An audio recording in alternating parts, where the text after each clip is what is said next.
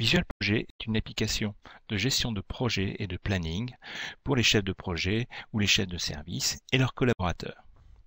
Visual Project fonctionne en réseau d'entreprise, en mode client-serveur et permet d'accéder aux données par le web à travers une adresse IP du serveur.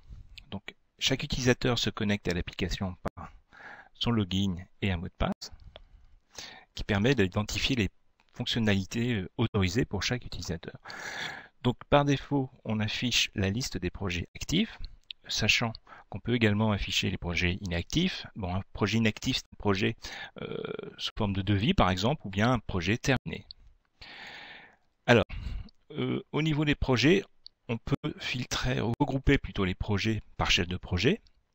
Et là, on retrouve la notion de portefeuille de projet. Par exemple, ici, on a regroupé les projets qui concernent le chef de projet Yvan. Sur ces projets, on peut avoir une vue de l'ensemble des projets sur une fenêtre unique.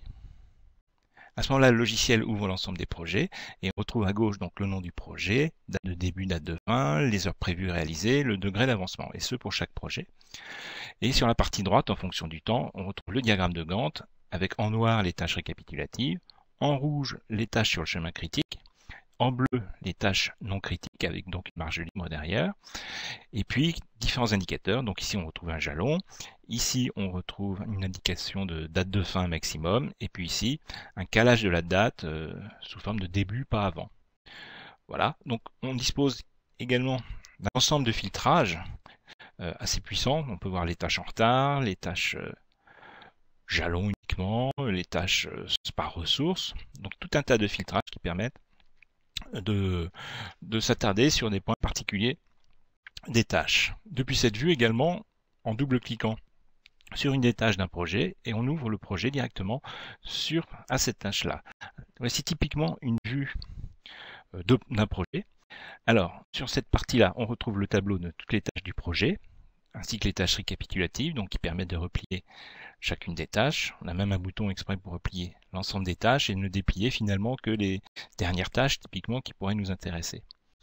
Donc le nom de la tâche, la quantité de travail, tout un tas de champs défilables, date de début, date de fin, degré d'avancement. Donc les colonnes sont paramétrables. Là aussi, on dispose d'un ensemble de filtrages du projet, voir les tâches qui sont en retard, etc. Sur le tableau des tâches, on peut relier sous forme de liaison fin-début, ensemble les tâches. On peut les délier, on peut créer des tâches récapitulatives juste au-dessus en les décalant à droite, etc., etc. Et on retrouve ces fonctions par clic droit également. On peut remplacer des ressources par d'autres sources, on peut faire des affectations multiples, tout un tas de fonctionnalités. Sur la partie droite, on trouve le diagramme de Gantt. Alors la particularité, donc les projets complexes, on peut expandre le tableau, c'est qu'on peut superposer sur le diagramme de Gantt la charge, par exemple d'une ressource particulière, M. Yvan. On voit ici qu'il est en surcharge, en rouge. En vert, c'est la charge à peu près normale. Et en noir, c'est les courbes de disponibilité. Quand on fait un clic droit, on retrouve à la date à cliquer, eh bien, là, par exemple, Yvan est en congé. Là aussi, là, il est en jour chômé. Et là, on précise la liste de sa charge. Donc, quand il est en surcharge, c'est qu'en fait, effectivement, ici, il travaille sur deux tâches en même temps sur ce projet. On peut voir la charge sur une personne et on peut voir la charge de tous les membres qui travaillent sur le projet. Voilà. Et si on veut voir la charge consolidée, il suffit de cliquer sur TP, comme tout projet, et à ce moment-là, le logiciel affiche la charge consolidée. On voit que là, ABC, par exemple, est largement en surcharge. Pourquoi? Parce qu'il travaille à la fois sur un projet qui s'appelle construction de bateaux et sur un projet qui s'appelle construction de maisons. Voilà. Donc, la particularité, c'est qu'on peut superposer facilement la charge au diagramme de Gantt. Donc, après, pour les gens qui sont en surcharge, il suffit de décaler les tâches, donc de revenir à la fenêtre d'édition des tâches. Alors, que dit cette fenêtre? Eh bien, en fait, dans le champ jaune, c'est ici qu'on saisit le nom de la tâche. Dans ce champ-là, la quantité de travail quand on affecte des ressources sur la tâche, ou bien d'attente, quand il s'agit typiquement d'une tâche d'approvisionnement, quand on n'a pas mis de ressources dessus. Et puis les indications, date de début, date de fin calculée, donc en fonction des liaisons entre tâches, dans les liaisons de type fin-début. Donc, par exemple, sur la tâche 6, eh bien, les tâches précédentes, c'est la tâche 3 et la tâche 4. Et puis la tâche successeur, ce sera la tâche 7. Donc on fait ces liaisons directement ici ou à partir des listes ici. Voilà. Dans ce champ, on retrouve également eh bien, la liste de ressources affectées à la tâche. Donc là, on a 120 heures à répartir donc, sur une ressource qu'on a listée dans le paramètre de l'application. Hein. On déclare la liste des ressources. Eh bien, on choisit ressources. Donc, Yvan est à 50% sur cette tâche et EFG, Edgar Frog, est à 100% sur cette tâche. Donc, on a bien les 120 heures à se répartir. Donc le logiciel calcule automatiquement la date de fin de la tâche, donc fonction de cette répartition, des congés des gens, de la disponibilité, etc. On peut également forcer une date de début pas avant à la tâche, ce qui est le cas ici par exemple. Alors ici, voilà, on a une petite indication, on a forcé une date de début pas avant, donc la tâche ne peut pas démarrer avant cette date. On peut mettre une indication de fin par après, ce qui est le cas ici. Donc fin par après, le 15 avril par exemple. Dans le champ de saisie, on a également le degré d'avancement de la tâche, sachant qu'une tâche terminée, ce sera un avancement de 100%. Et puis on indique également les heures réalisées. Donc sur le diagramme, les heures réalisées, c'est la barre en vert qui progresse, puisque le logiciel permet de saisir les temps sur chacune des tâches et de consolider ça sur l'ensemble du projet. Sachant qu'en blanc, donc c'est le degré d'avancement des tâches. Donc là, on est en tâche terminée, 100%. Là, la tâche récapitulative est avancée à 38%, etc. De telle sorte qu'on peut afficher une trajectoire du projet entre les heures prévues en rouge, les heures réalisées sous forme d'objectif. Donc ça, c'est l'objectif des heures. Et puis les heures réalisées réellement. Donc là, ce sont toutes les heures qui tombent sur le projet à partir de la feuille de saisie des heures. Le logiciel indique le degré d'avancement et une projection à fin de projet. Donc ça, c'est un projet qui sera en dépassement et légèrement en retard. Voilà, typiquement. On peut créer une catégorie sur chacune des ressources, des tâches. Et puis on dispose également d'un champ. Ce champ concerne le détail sur les tâches, donc ce qui permet d'alléger le projet. C'est ainsi qu'on gère la documentation du projet. Il suffit de faire un lien vers la documentation, on peut mettre autant d'indications qu'on veut, par exemple voir une spécification, ne pas oublier de faire tel ou tel truc. Voilà, et donc quand on clique sur le lien, eh bien on ouvre le document concerné. C'est ainsi qu'on fait la liaison documentaire. Voilà. On dispose également d'une liste en marge du projet, une liste des actions projet, avec des actions à réaliser, un responsable, une date de prévision, et quand le point est soldé, on l'indique ici.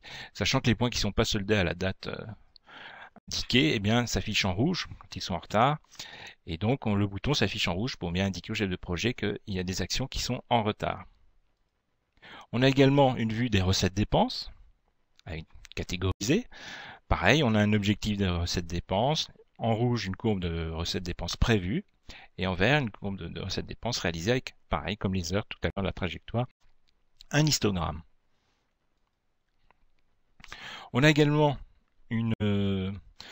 la possibilité, en faisant le suivi du projet, donc outre de préciser le degré d'avancement, eh bien de préciser des dépassements.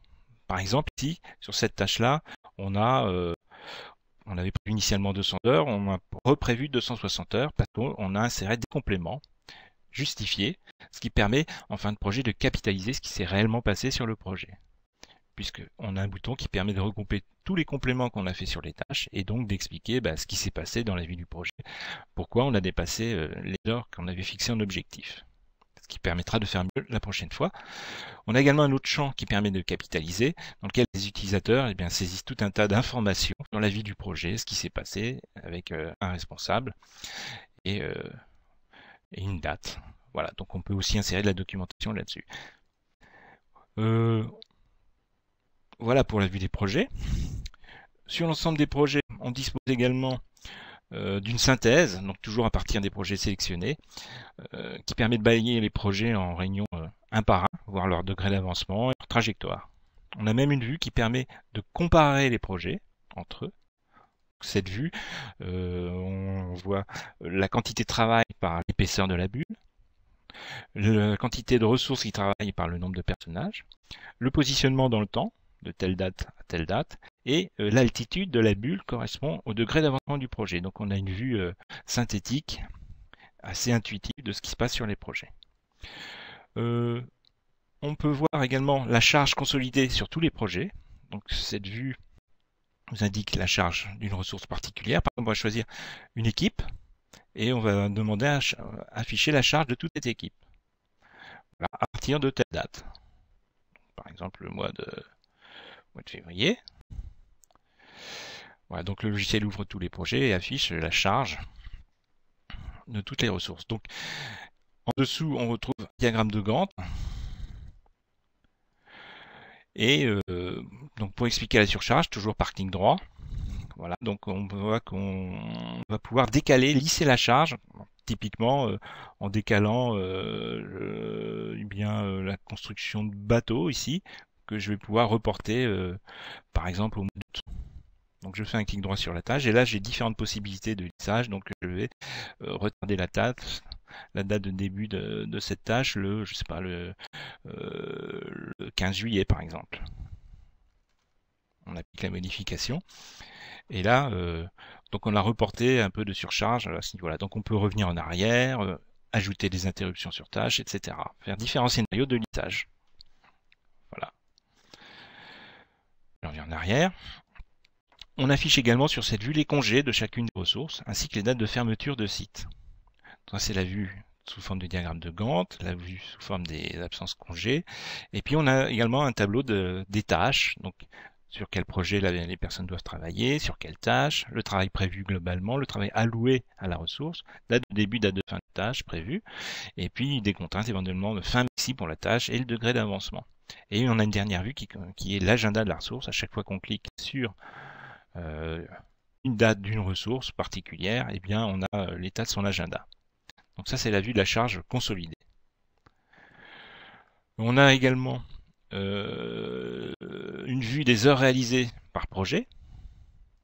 Donc pour le suivant par exemple, eh bien sur tous les projets, de telle date à telle date, il a travaillé tant d'heures, etc. Ou sur un projet particulier, ou d'une date à une date particulière, ou tous les membres d'une équipe, on peut faire tout ce qu'on veut. Donc tout ça ensuite c'est exportable vers Excel, puisque tous les tableaux affichés sous Visual Project sont exportables vers Excel. Au niveau des ressources, eh bien, la déclaration d'une ressource est très simple. On clique sur Nouveau, on précise le prénom, le nom, on rattache à un site, à une équipe, on précise un métier à la ressource. Ensuite, des plages horaires. Donc par défaut, il y a des plages minimum qui existent. Quand les gens travaillent. Et puis, on peut préciser un coût horaire également, avec des majorations le week-end typiquement. On précise également les dates de période d'activité de la ressource. Donc, s'il s'agit d'une ressource en contrat, donc on peut préciser que le contrat s'arrête à telle date et peut reprendre à telle date, etc. On a différentes périodes de plage horaire ici. On peut désactiver temporairement une ressource pour voir ce qui se passe sur la charge typiquement. Et pour chacune des ressources, eh bien, on dispose de fonctionnalités. Donc le droit par exemple d'ouvrir les projets sans les modifier, le droit de gérer les congés, etc., etc. Sachant qu'une ou deux personnes sur le site auront les droits de super utilisateurs, c'est-à-dire tous les droits. Voilà pour la gestion des ressources. Sur ces ressources, on gère également les congés. Il suffit de sélectionner une première fois, puis une seconde fois la date, de préciser un type d'événement, à partir de catégories paramétrables aussi, et de valider. Et on peut aussi préciser les dates de fermeture des sites sur lesquels sont rattachées les ressources. Voilà, pour la gestion des ressources. Et on peut également saisir les heures. Alors la saisie des heures est très simple. Pour la ressource qui a été loguée, pour le voie donné, on peut changer. Eh bien, pour un projet donné, une tâche donnée, eh bien, on dit qu'on précise qu'on a travaillé tant d'heures, 1 heure, 2 heures, et le logiciel effectue le cumul journalier et le cumul hebdomadaire, ce qui permet de vérifier qu'on ne dépasse pas tant d'heures. On affiche également les dates de fermeture de site et les congés, de telle sorte que, en principe, on ne saisit pas d'heures, on ne pointe pas d'heures pendant les congés. On a également la possibilité, l'utilisateur qui saisit les heures a également la possibilité de consulter le planning global du projet, cliquer sans le modifier, et la possibilité de voir les commentaires sur chaque tâche, ou de jouer ses propres commentaires, et voir également des données sur l'historique du projet qu'il a cliqué. Voilà, pour la feuille de saisie des temps. Et voilà globalement ce qu'on peut faire avec Visual Project.